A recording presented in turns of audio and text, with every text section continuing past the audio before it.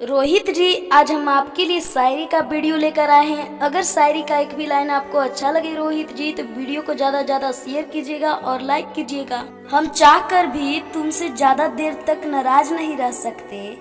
हम चाहकर भी तुमसे ज्यादा देर तक नाराज नहीं रह सकते, क्योंकि तुम्हारा प्यारा सा मुस्कान मेरी जान बसता है।